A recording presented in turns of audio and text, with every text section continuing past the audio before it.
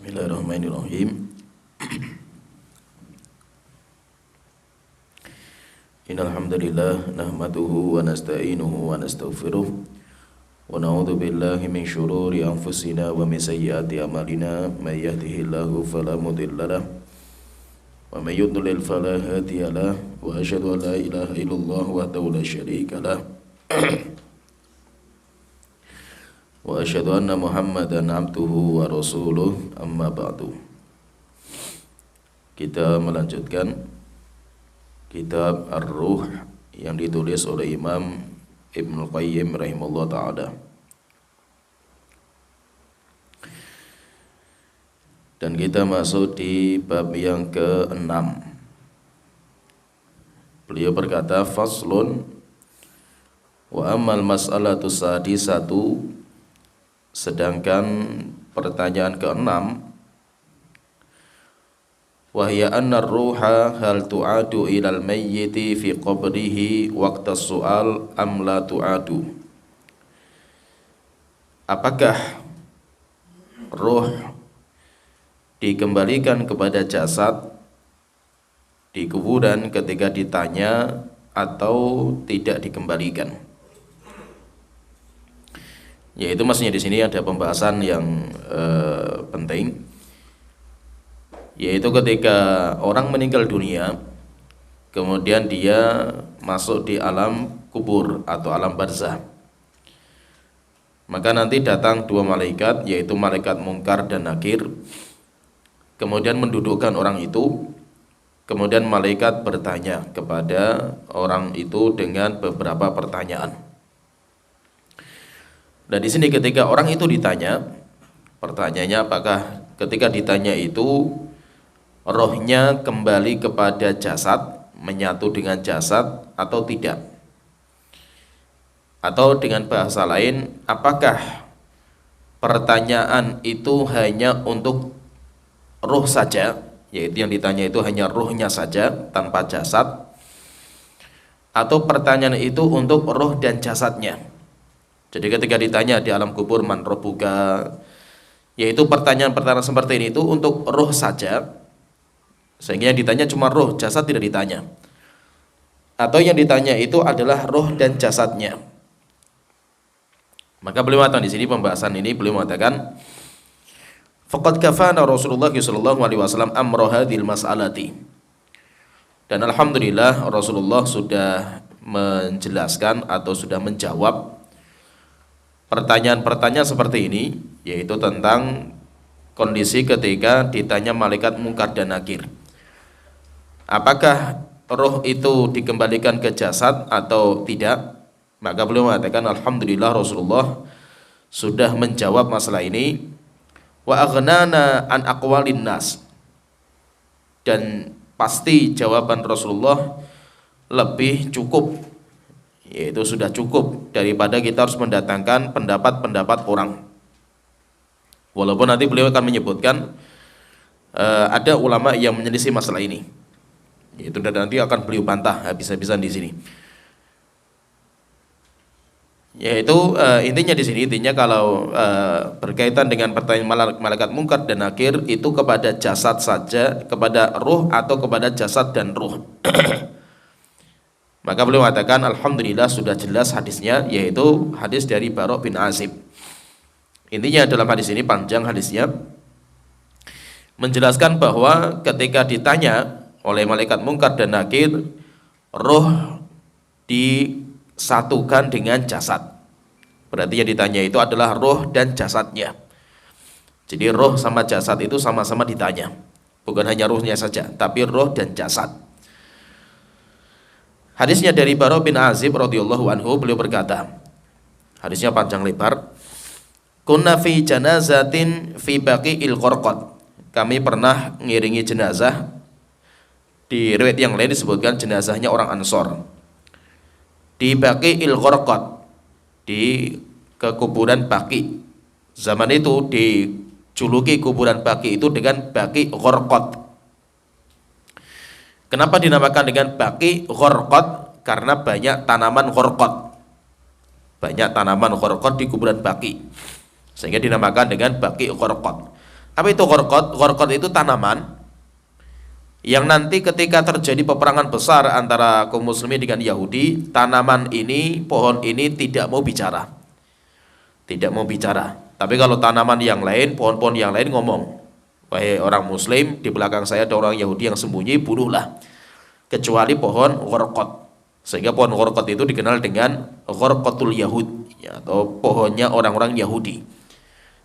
Karena nanti dari kiamat pohon ini akan melindungi orang Yahudi. Nah itu banyak di Baki itu banyak. Jadi kalau di Baki itu gharqad, ya mungkin kalau di sini itu kayak kamboja. Ya kan, di sini kamboja. Tapi kalau di Baki gharqad. Kalau sekarang sudah nggak ada.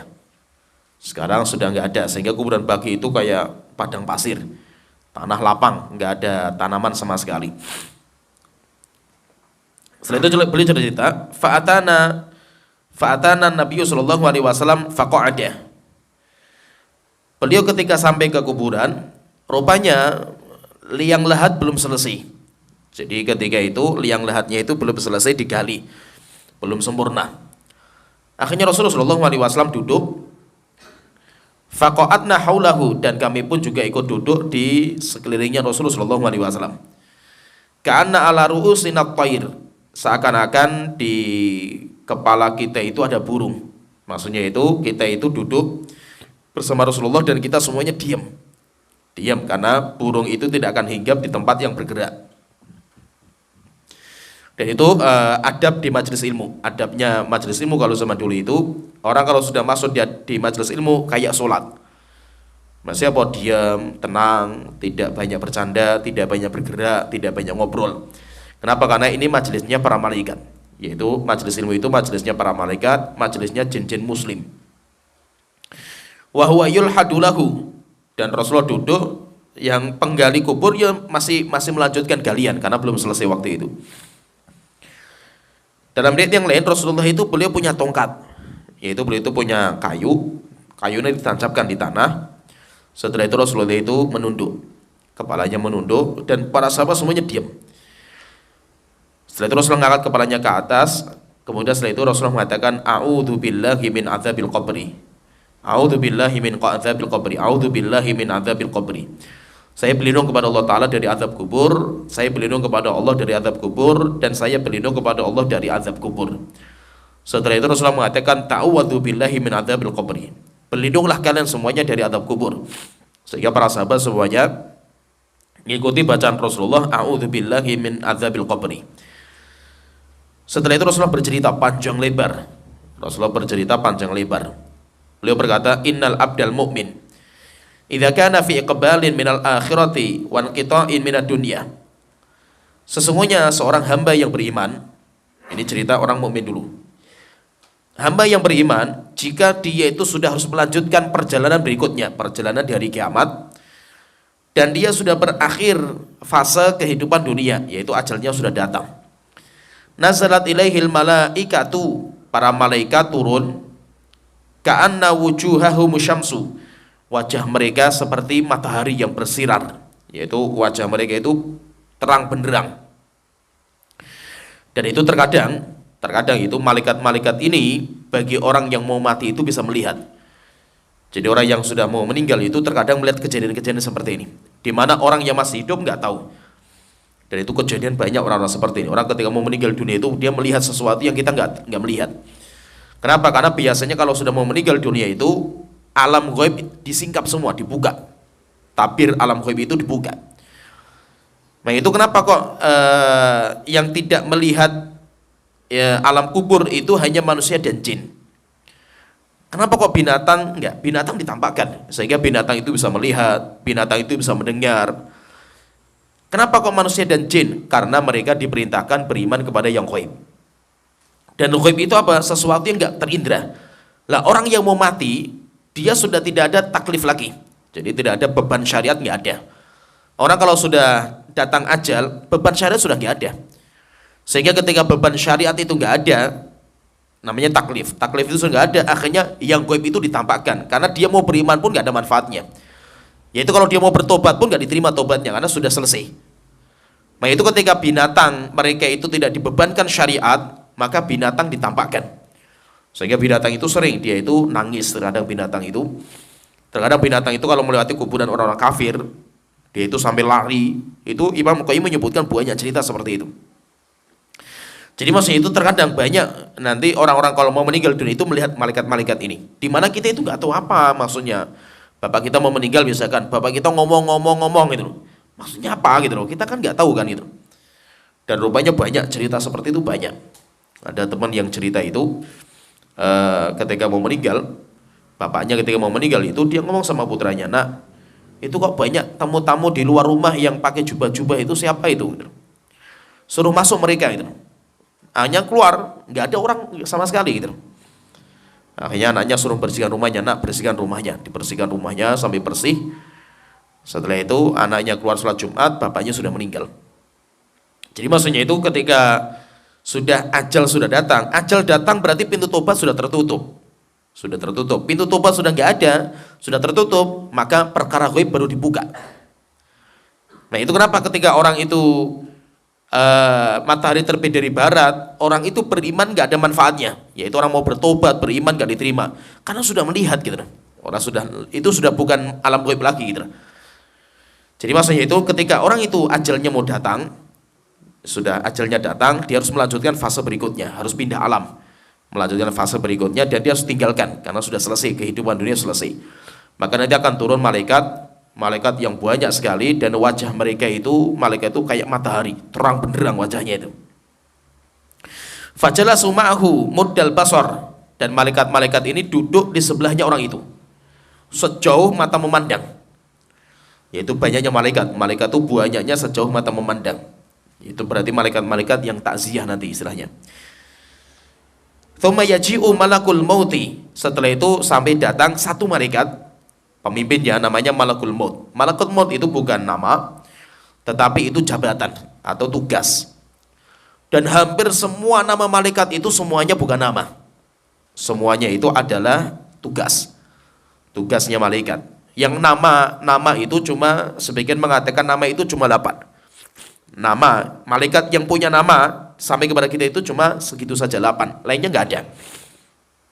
Ada lagi yang mengatakan malah kurang dari itu.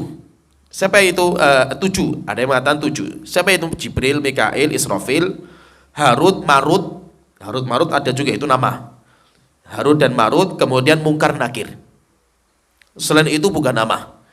Seperti misalkan malaikat Malik. Ya, malaikat Malik juga. Berarti menambahkan itu malaikat Malik. Ada yang mengatakan itu malaikat Raqib Atid. Enggak, itu bukan nama malaikat. Itu gelar atau tugas. Ada juga Malakul Maut ini di sini. Ini juga bukan nama, tapi ini adalah tugasnya. Atau Malakul Jibal, malaikat gunung, itu juga tugasnya. Jadi satu malaikat yang itu tugasnya untuk mencabut nyawa. Berarti malaikat itu nanti ada 2 yang berkaitan masalah kematian, itu ada 2. Yang pertama, malaikat yang tugasnya mencabut roh dari jasad, itu cuma satu malaikat. Yang kedua, malaikat yang mengurusi roh setelah dicabut. Kalau ini banyak malaikat yang tadi kita jelaskan. Malaikat maut, satu malaikat ini ketika datang, hatta yajlisa inda roksih. Malaikat ini datang, kemudian duduk sebelah kepalanya. Setelah itu malaikat mengatakan, Tuhan nafsut tayyibah, wahai jiwa yang bersih, yang baik, ukhruji ila maghfirati minallahi wa ridwan, keluarlah kamu untuk menggapai pengampunan Allah dan ridhonya. Itu dipegang kepalanya, kemudian dari ubun-ubun itu dibuka, dicabut, sehingga roh itu keluarnya lewat ubun-ubun. Nah, ketika roh itu keluar diikuti dengan pandangan mata, sehingga kalau kita itu melihat keluarga sudah sakaratul maut, itu pegang kakinya. Kalau kakinya sudah mulai dingin, berarti roh itu sudah berjalan. Kalau sampai kepalanya dingin, berarti sudah total, yaitu rohnya itu sudah keluar secara total. Yaitu kalau dia itu mukmin, malaikat mengatakan, wahai jiwa yang baik, keluarlah kamu dari jasad kamu itu untuk menggapai pengampunan Allah dan ridhonya. Fatakhruju tasilu kama tasilul qatratu min fayyi saqa.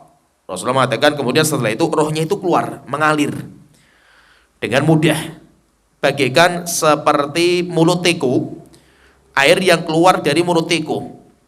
Sebagian yang lain riwayat mengatakan yaitu keluarnya itu bagaikan rambut yang ada di adonan roti.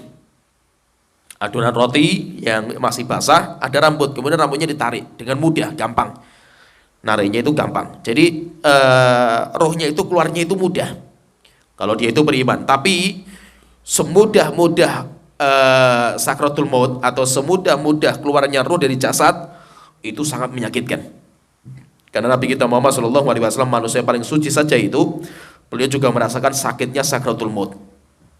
Sampai Rasulullah mengatakan ketika meninggal itu, sakratul maut beliau mengatakan la ilaha illallah inna lil mauti la sakarat. Sesungguhnya kematian itu ada sekaratnya. Dan Rasul itu sakit sampai Fatimah, putrinya beliau sampai menangis, nggak kuat melihat kondisi bapaknya. Ketika Rasulullah melihat Fatimah menangis, akhirnya Rasulullah itu manggil Fatimah. Setelah itu dibisikkan di telinganya, Fatimah tambah menangis. Setelah itu dibisikkan lagi sampai akhirnya Rasulullah itu ketika membisikkan yang kedua, Fatimah itu seneng. Aisyah itu, padahal Aisyah di situ di pangkuan Rasul kan di pangkuan Aisyah, tapi Aisyah nggak dengar.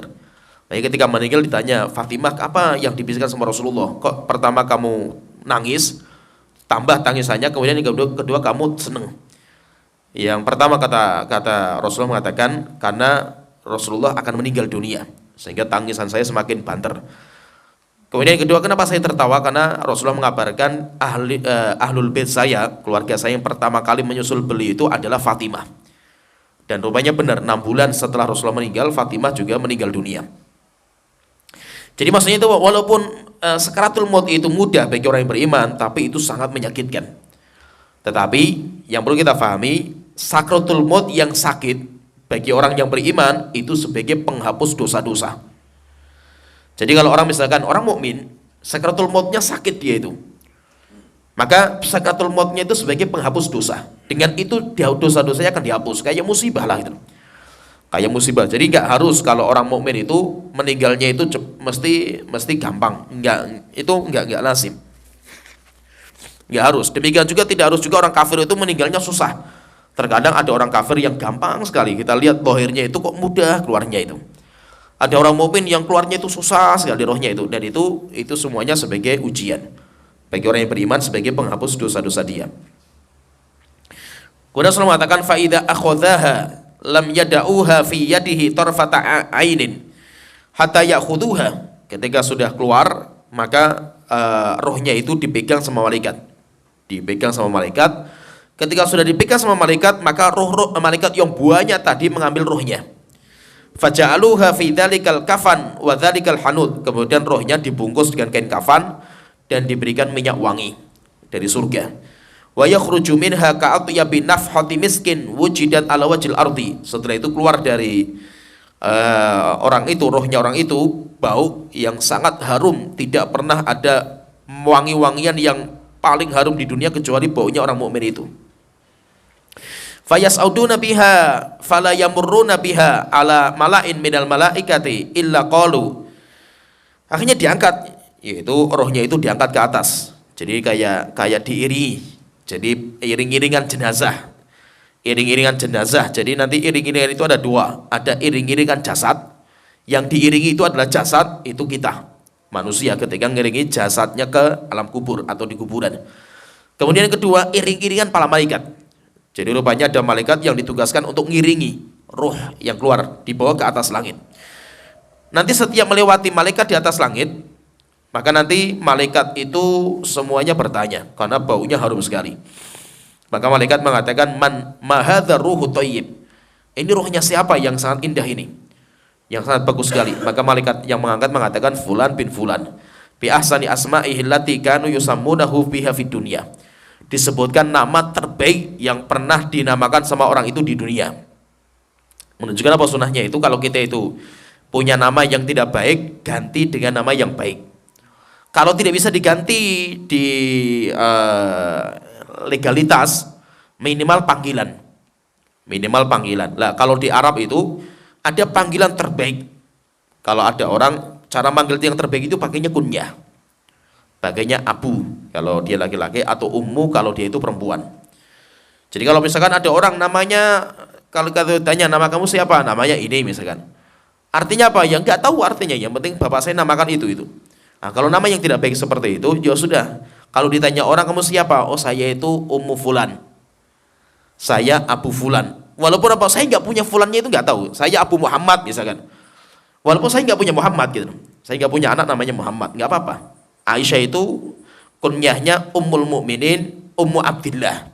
Beliau itu kunyahnya itu Ummu Abdillah. Kunyah itu pakai Abu Ummu. Kunyahnya Ummu Abdillah. Tapi beliau tidak punya anak namanya Abdullah. Nah, sehingga boleh pakai seperti itu boleh. Dan bahkan boleh juga kita memberikan kunyah dengan nama yang saya nggak punya anak namanya itu. Saya punya nama anak ada, tapi saya nggak punya anak yang namanya itu. Seperti Umar. Umar bin Khattab itu kan kunyahnya kan Abu Hafs. Umar nggak punya anak namanya Hafs, tapi Umar punya anak namanya Hafsah. Kalau Hafsah ya perempuan, tapi kan Umar namanya Abu Hafs, bukan Abu Hafsah. Gitu. Jadi boleh, yang penting memberikan kunyah itu sunnah. Kecuali kalau nama kita sudah bagus. Jadi nama yang baik itu, yang pernah dipanggilkan kepada kita, itu nanti akan digunakan untuk menamakan kita nanti ketika kita itu keluar dari dunia. Terus naik terus sampai ke hatayan tahubiya ila samai dunia, sampai ke langit dunia. Kemudian dibukakan, diketuk pintu gerbangnya, fayuftahu lahu, kemudian dibuka sama malaikat. Fayushayyi'uhum min kulli sama'in muqarribuha ila sama'il lati taliha. Jadi kayak gini, maksudnya itu. Jadi malaikat-malaikat ini yang di dunia itu, dia itu membawa roh kita sampai ke langit dunia. Langit dunia itu langit pertama. Nanti sampai di langit dunia, datang malaikat-malaikat yang di langit pertama. Setelah itu malaikat yang di langit pertama membawa roh itu ke langit lagi, langit kedua. Nanti di langit kedua datang malaikat-malaikat langit kedua, mereka yang membawa sampai nembus ke langit ketiga. Jadi terus tembus sampai nanti langit ketujuh. Sampai akhirnya di langit yang paling dekat dengan Allah Ta'ala. Setelah itu Allah Ta'ala mengatakan, uktubu kitab abdi fi illiyin, tulis nama hambaku di data, di illiyin. Illiyin itu tempat yang tinggi. Sebagian riwayat menyebutkan langit keempat. Kemudian ditulis di data, nama dia itu siapa, nama dia bin dia itu siapa, namanya ditulis di data. Wa aiduhu ilal ardi. Setelah itu Allah Ta'ala mengatakan kalau sudah ditulis datanya, pulangkan lagi orang itu, rohnya kembalikan ke dunia. Fa inna minha khalaqtuhum, karena dari tanah kami ciptakan mereka. Wa fiha u'idukum, dan akan kami kembalikan ke tanah. Wa minha ukhrijuhum taratan ukhra, dan nanti dari tanah juga akan kami bangkitkan di kehidupan yang berikutnya. Setelah itu beliau mengatakan di sini, ini poin kita sebenarnya di sini. Setelah itu Rasulullah bersabda, fatu'adu ruhuhu fi jasadihi. Setelah itu rohnya dikembalikan ke jasadnya. Roh dikembalikan ke jasad. Berarti menyatu antara roh dan jasad. Pertanyaan, apakah itu jasad di dunia? Jasad yang dikuburkan di kuburan? Bukan, karena itu jasad dunia. Kan kuburan itu kan dibikin sama orang itu kan kelihatan dengan mata, itu berarti kan alam dunia masih. Enggak, ini di alam akhirat ada jasad yang baru. Apakah jasad itu? Enggak, maka itu hatta orangnya matinya dengan cara dibakar jadi abu atau dimakan binatang buas jadi kotoran, tetap rohnya dikembalikan ke jasadnya. Ya, lah terus orang mengatakan, lah kan jasadnya sudah enggak ada gitu loh. Iya, tidak ada di alam dunia. Kan itu sudah enggak di dunia lagi ini. Ini alamnya sudah di alam kubur. Nah, terus bagaimana caranya jasadnya itu kayak apa? Wallahu alam. Yang penting kita percaya bahwa roh kembali ke jasad. Dan itu mudah bagi Allah, itu mudah gitu masa itu. Satu benda itu dengan bedanya alam akhirnya memiliki hukum yang berbeda-beda. Contohnya misalkan tulang. Tulang itu di alam kita tulang ya tulang kan itu. Tidak ada dagingnya sehingga kita makan daging. Tulang yang kita makan karena keras. Tapi tulang ini di alam jin, tulang kita yang kita nggak makan itu di alam jin itu berubah menjadi makanan. Dan mereka makan tulang-tulang. Tulang yang kita sisakan itu akan dimakan sama mereka. Tapi kalau kita lihat, yo tulangnya nggak berubah gitu. Contohnya lagi misalkan kalau saya makan nggak baca bismillah, jin ikut makan bersama saya.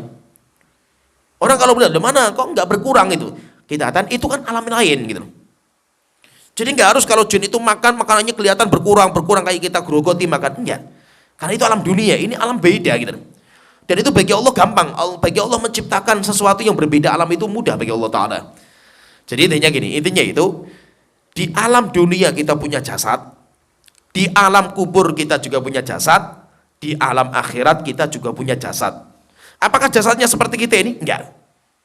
Jasad kita akan dimakan sama tanah, akan hancur. Berarti apa? Jasad alam kubur bukan jasad kita di dunia ini. Jasad kita nanti di alam akhirat bukan jasad kita sekarang ini. Semuanya beda. Cuma namanya jasad. Bisa dipahami ya? Paham ya?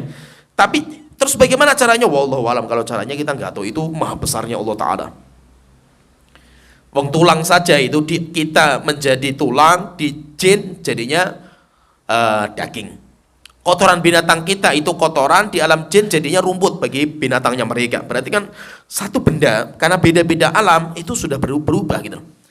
Sehingga maksudnya itu kehebatan Allah dalam menciptakan. Yang penting kita percaya bahwa roh itu akan dikembalikan ke jasad. Karena Rasulullah mengatakan seperti fatu'adu ruhuhu fi jasadihi. Kalau seandainya kita misalkan orang meninggal kasih peti, di peti misalkan, setelah itu dikasih rekaman, kemudian dikasih CCTV, kemudian dilihat, dicek, kasih lampu di bawahnya itu, coba ada gerakan enggak itu? Kok enggak ada gerakan sama sekali? Sehingga berarti kabarnya Rasul itu enggak masuk akal ini kan itu. Kenapa? Karena dibongkar enggak ada apa-apanya kan itu. Kita itu kan alam kita, itu alam dunia gitu. Sekarang ini masalahnya itu kita bicaranya sudah masuk alam akhirat atau alam kubur, yang itu sudah memiliki alam sendiri, tidak akal kita nggak mampu nembus sampai ke sana, nggak bisa gitu. Nah itu intinya rohnya akan dikembalikan ke jasad. Fayatihi malakan, kemudian setelah itu datang dua malaikat. Datang dua malaikat, yaitu malaikat Munkar dan Nakir. Wayujlisanihi, kemudian didudukkan, duduk. Akhirnya orang itu duduk. Sebagian itu mengatakan digambarkan di alam kubur, malaikat itu datangnya sebelum maghrib. Jadi akhir siang, sebelum maghrib malaikat itu datang. Fayakulani lahu, setelah itu ketika orang itu sudah duduk ditanya, man rabbuka, siapa nama kamu, siapa Tuhan kamu? Maka orang mukmin mengatakan Rabbi Allah, Tuhan saya Allah. Fayakulani lahu, kemudian tanya lagi, wa ma dinuka, apa agama kamu? Fayaqulu dinul Islam, dia mengatakan agamaku Islam. Fayakulani, kemudian tanyakan lagi kepada dia, man hadza rajulul ladzi bu'itsa fikum, siapa Muhammad yang diutus kepada kalian? Maka orang itu mengatakan huwa Rasulullah, dia adalah utusan Allah Ta'ala. Fayakulani lahu, kemudian tanya lagi, pertanyaan keempat berarti, wa ma ilmuka, dari mana kamu tahu kalau dia itu Rasul? Maka orang mukmin mengatakan qara'tu kitabullah, saya membaca Al-Quran, fa amantu bihi, saya beriman kepada isi Al-Quran, wa saddaqtuhu, dan saya benarkan. Fayunadi munadin minas sama, akhirnya ada panggilan dari atas langit kalau jawabannya benar. Akhirnya panggilan dari atas langit mengatakan an sadaqa abdi, hambaku telah benar jawabannya. Fa afrishuhu minal jannah, siapkan tikar dari surga, tikar, karpet, permadani dari surga. Waftahu lahu baban ilal jannah, dan siapkan pintu rumah sama jendela, kalau dibuka melihatnya surga. Jadi ada rumah, jadi alam kubur itu alam kehidupan. Di sana dalam alam kehidupan ada. Qala fayatihi min riha wa tibiha, maka ketika dibuka jendela rumahnya itu baunya sedap sekali dari bau surga. Jadi kayak angin bertiup dari surga.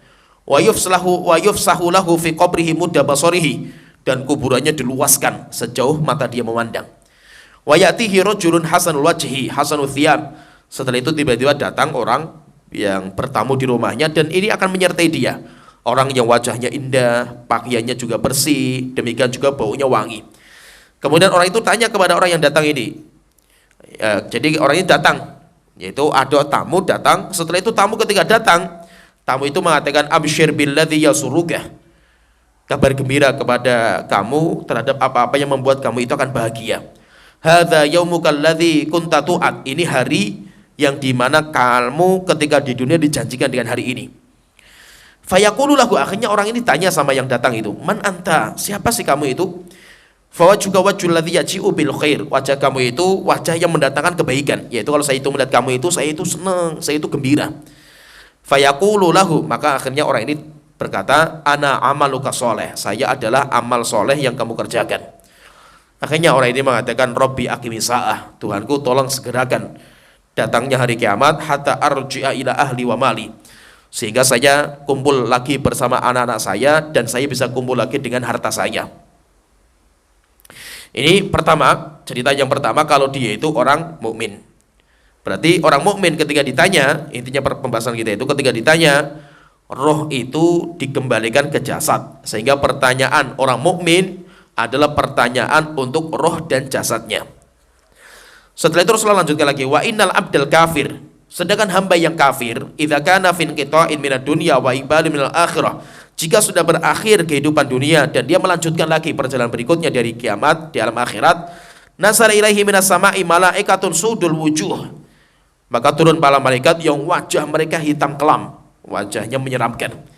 Ma'humul masuh, dan malaikat itu membawa masuh. Masuh itu kayak kain tapi tebal dan kasar, yaitu dari neraka, kain dari neraka. Fayajlisuna minhumudal basar, kemudian duduk sebelahnya orang itu sejauh mata memandang. Tsumma yaji'u malakul mauti, setelah itu datang satu malaikat maut, hatta yajlisa inda ra'sihi, sampai malaikat itu duduk sebelah kepalanya orang itu. Fayaqulu, kemudian dia mengatakan, kata malaikat, ayyatuhan nafsul khabithah, wahai jiwa yang kotor, ukhruju ila sakhati minallahi wa ghadab, keluarlah kamu dari jasad kamu untuk menggapai murka Allah dan kemurkaan Allah dan marahnya. Fatafarraqa fi jasadihi, setelah itu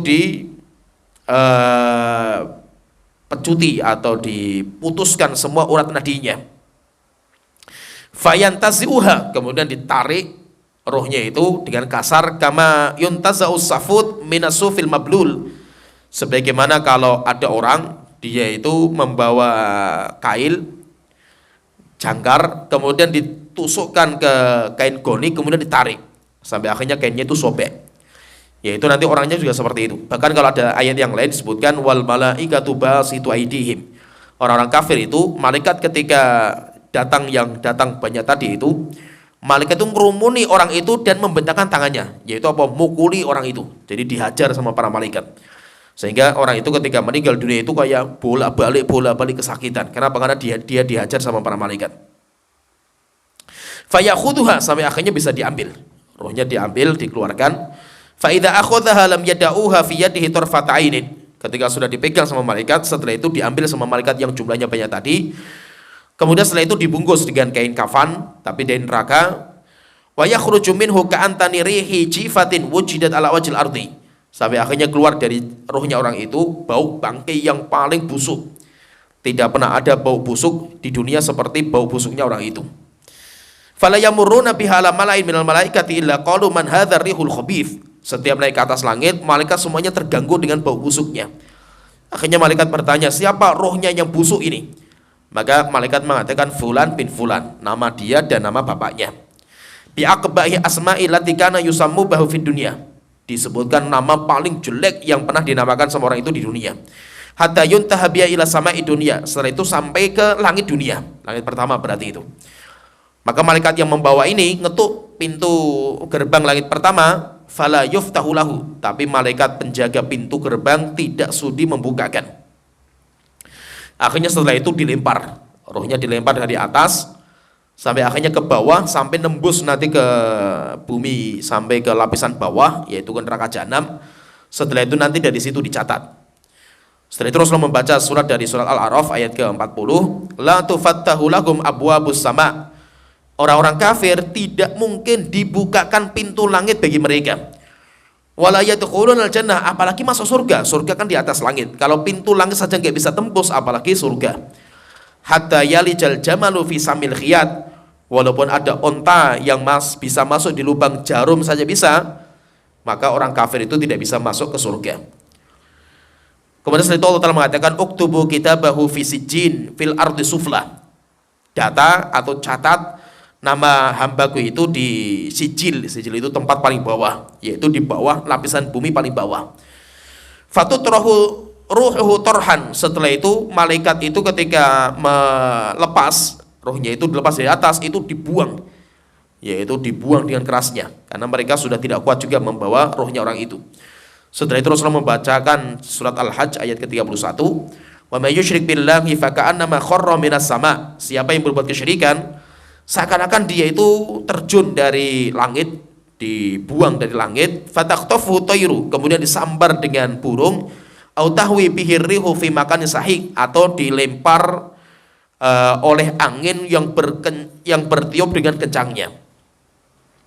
Fatu'adu ruhuhu fi jasadi, setelah itu rohnya dikembalikan ke jasadnya. Berarti kembali juga itu orang kafir pun rohnya juga kembali ke jasadnya. Wa yatihi malakan, setelah itu datang dua malaikat. Wa yujlisanihi, kemudian malaikat mendudukkan, duduk. Fayaqulani lahu, kemudian malaikat bertanya, man rabbuka, siapa Tuhan kamu? Fayaqul, kemudian orang itu mengatakan, ha la adri, saya enggak tahu. Ini kalau dia itu kafir. Kalau ada juga nanti jawabannya matan ha la adri, sami'tu nasa yaqulu kadza faqultuhu, cuma saya dulu pernah ngomong di dunia seperti omongan orang, cuma sekarang saya lupa. Yaitu sebagian mengatakan kalau itu orang munafik. Kalau orang munafik jawabannya seperti itu. Fayaqulani lahu, kemudian ditanyakan lagi, man hadza rajulul ladzi bu'itsa fikum, siapa orang yang diutus kepada kamu ini? Fayaqul, kemudian dia mengatakan ha la adri, saya enggak tahu. Fayunadi munadin fis sama, setelah itu ada panggilan dari atas langit, an kadzaba abdi, sungguh pendusta hambaku ini. Fa afrishuhu minan nar, siapkan rumah dari neraka, karpetnya dari neraka, waftahu lahu baban ilan nar, siapkan itu jendela, pintunya menghadap ke neraka. Fayatihi min harriha wa samumiha, ketika dibuka jendela rumahnya, pintu rumahnya, dia terbakar dengan angin yang keluar dari neraka. Wa yudayyaku alaihi qabruhu, setelah itu kuburannya dihimpitkan, hatta takhtalifa fihi adla'uhu, sampai tulang-tulangnya remuk. Wa yatihi rajulun qabihul wajhi qabihul thiyab muntinur rih, setelah itu datang bertamu ke rumahnya orang itu, orang yang wajahnya menyeramkan, pakaiannya kotor dan baunya sangat membusuk. Fayaqulu abshir billadzi ya'suuka, tamu ini ketika datang mengatakan, celaka bagi kamu, hadzal yaumuka alladzi kunta tu'ad, ini hari yang dulu pernah dijanjikan oleh Allah kepada kamu di dunia. Fayaqul, kemudian orang itu bertanya, man anta, siapa kamu? Fawa juga wajul yaji'u bisyarr, wajah kamu itu mendatangkan kejelekan. Maka orang ini mengatakan, ana amalukal khabith, saya adalah amal dosa yang kamu kerjakan. Akhirnya orang itu mengatakan, Rabbi la tuqimi sa'ah, Tuhanku tolong jangan dibangkitkan hari kiamat. Di sini kalau kita perhatikan di sini, intinya menunjukkan di sini dari hadis ini jelas sekali bahwa pertanyaan malaikat mungkar dan nakir ketika ditanya man rabbuka wa ma dinuka wa man nabiyuka atau wa ma hadzal rajulul ladzi bu'itsa fikum, pertanyaan itu ditujukan kepada jasad dan ruh. Setelah itu beliau kata Imam Al-Qayyim, beliau mengatakan wa dhahaba ilal qawli bimujibi hadzal hadits jami'u ahli sunnati wal hadith min sa'iri tawaif. Beliau mengatakan, dan berpendapat dengan zahirnya hadis ini, yaitu bahwa roh akan kembali ke jasad ketika ditanya. Itu semua ahli sunnah wal jamaah dari semua kelompok, semuanya pendapatnya seperti ini, tidak ada khilaf di antara mereka dalam masalah ini. Tapi setelah itu beliau menyebutkan, tapi ada satu ulama, ya walaupun ulama ahli sunnah, tapi menyelisih masalah ini, yaitu Imam Abu Muhammad bin Hazm atau Imam Ibnu Hazm. Imam Ibnu Hazm yang dikenal dengan ulama Dhahiriyah, bukan pencetus Dhahiriyah, tapi dia menguatkan mazhab Dhahiri. Kalau mazhab Dhahiri itu nanti dulu itu mazhabnya Dawud, ada orang ulama namanya Dawud Adz-Dhahiri, meninggal dunia mazhab itu hilang. Setelah itu datang Imam Ibnu Hazm, beliau yang mengokohkan lagi mazhab Dhahiri. Beliau punya kitab namanya Al-Milal wan Nihal. Beliau nanti mengatakan di sini panjang lebar, nanti beliau mengatakan intinya bahwasanya beliau berpendapat bahwa pertanyaan malaikat mungkar dan nakir hanya ditujukan kepada ruh, tidak ditujukan kepada jasad. Kenapa? Kata beliau mengatakan karena roh tidak bisa kembali lagi ke jasadnya, karena jasadnya jasad dunia sudah hancur, sudah dimakan tanah, tidak bisa kembali lagi. Kemudian juga kata beliau mengatakan, dan tidak ada dalil yang sahih yang berkaitan dengan ini, dan nanti banyak dalil beliau, dan semuanya nanti dibantah habis-habisan sama Imam Al-Qayyim panjang lebar bantahannya, tapi nggak perlu kita sebutkan. Eh, coba apa ini?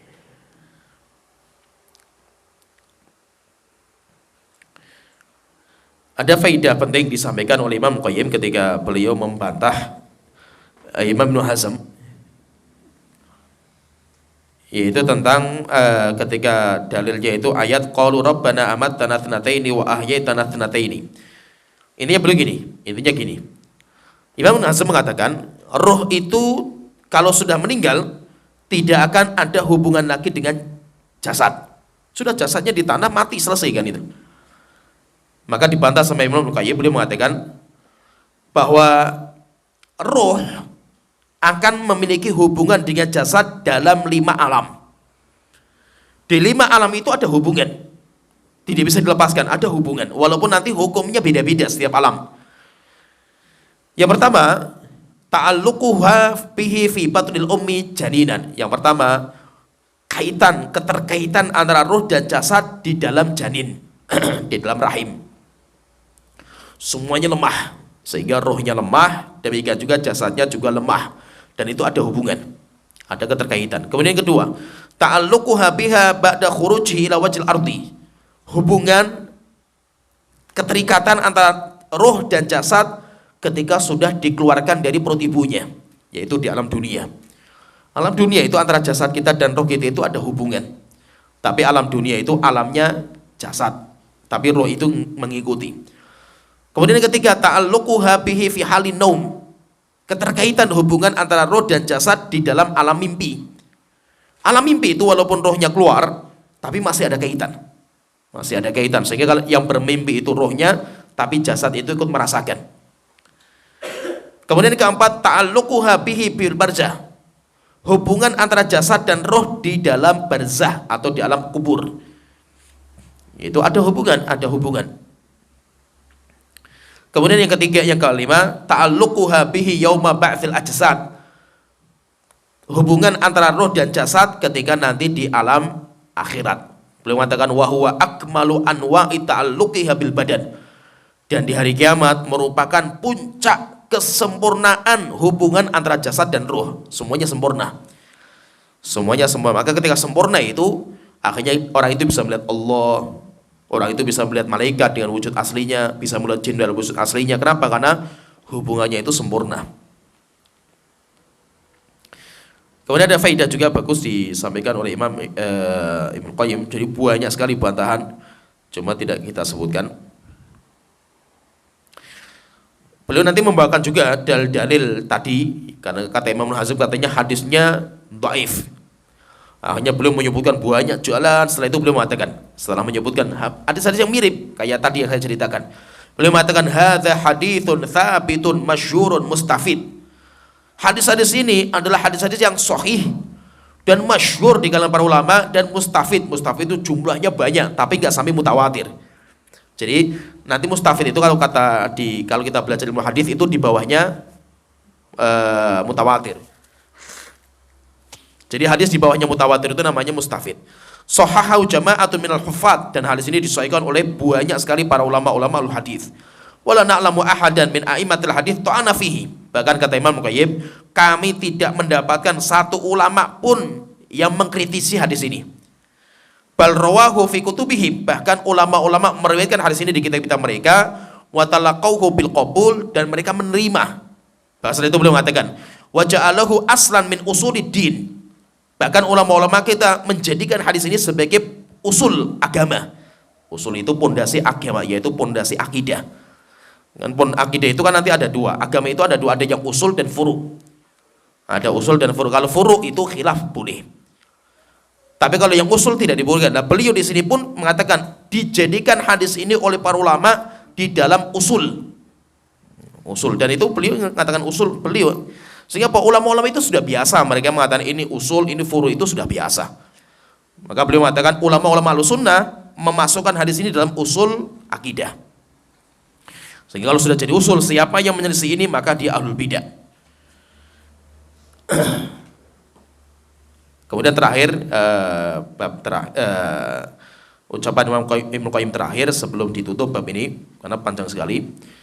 Beliau terakhir mengatakan setelah menyebutkan beberapa riwayat, setelah itu beliau mengatakan Fadalla hadzal hadits anna ruh tu'adu bainal jasadi wal akfan. Intinya bahwasanya ruh dikembalikan kepada jasad.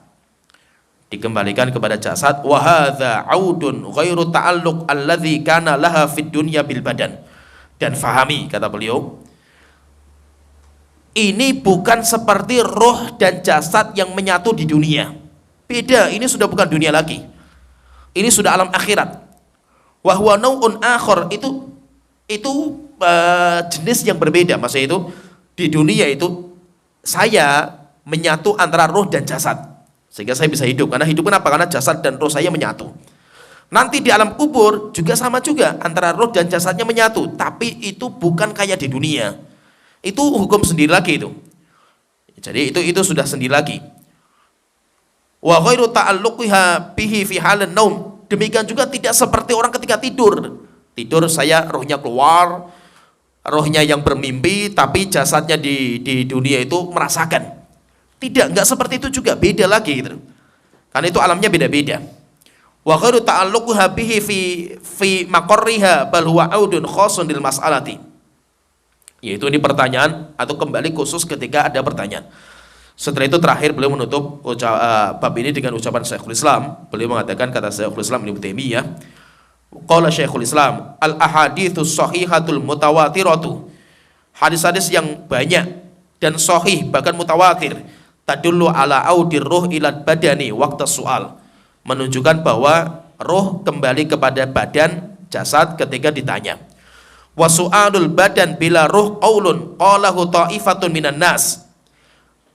Pendapat yang mengatakan bahwa pertanyaan ditujukan hanya kepada badan tanpa ruh, ini pendapat sebagian manusia, tapi diingkari oleh jumhur.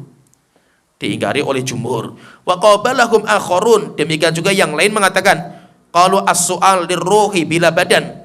Pertanyaan itu hanya untuk ruh tanpa badan. Wa hadza qalahu Ibnu Musarrah wa Ibnu Hazm, dan itu pendapat Ibnu Musarrah dan Imam Ibnu Hazm. Wa kilahuma ghalat. Dua pendapat ini sama-sama keliru, yaitu yang mengatakan pertanyaan hanya badan, ada juga yang mengatakan pertanyaan itu kembali ke ruh. Itu semuanya keliru. Wal ahaditsus shahihatu tarudduhu, dan semua hadis sahih membantah pendapat ini. Walau kana dzalika 'ala ruh faqat lam yakun lil qabri birruhi ikhtisas. Kalau seandainya pertanyaan itu hanya roh saja, ya apa bedanya antara orang itu mati dengan orang itu mimpi gitu. Sehingga tidak ada bedanya kan. Jadi intinya di sini berarti dalam masalah ini, apakah roh dikembalikan kepada jasad ketika ditanya, itu nanti para ulama ada tiga pendapat. Pendapat jumhur, bahkan sebagian mengatakan itu sebagai usul, yaitu yang mengatakan bahwa roh kembali ke jasad ketika ditanya. Pendapat yang kedua, yang ditanya hanya jasadnya saja. Yang ditanya hanya jasadnya saja. Yang ketiga, pendapat yang ketiga, yang ditanya adalah rohnya saja. Kalau Syekhul Islam tadi mengatakan, pendapat yang mengatakan bahwa roh dan jasad itu pendapat jumhur, jamahirul ulama. Itu pendapat jamahirul ulama. Dan itu biasa, terkadang itu masalah-masalah seperti itu khilafiyah. Tapi kita katakan khilafnya dhaif. Jadi walaupun khilafnya itu lemah. Kenapa? Karena mereka itu menabrak dalil yang sudah jelas. Sehingga kita katakan khilafnya itu lemah. Ya, sampai sini pembahasan kita. Alhamdulillah di bab yang ke-6 bab yang ke-6 sudah selesai. Nanti kita lanjut di pembahasan berikutnya. Di bab-bab berikutnya.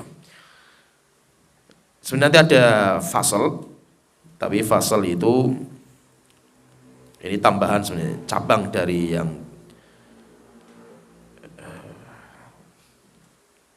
belum, nanti kita belum masuk ke bab ke-7 belum. Karena nanti ada beberapa fasal-fasal atau poin-poin penting yang beliau sebutkan cabang dari itu. Ya, sampai di sini pembahasan kita. Wa akhiru da'wana alhamdulillahirabbil alamin. Muhammad wa ala alihi wa sahbihi ajmain.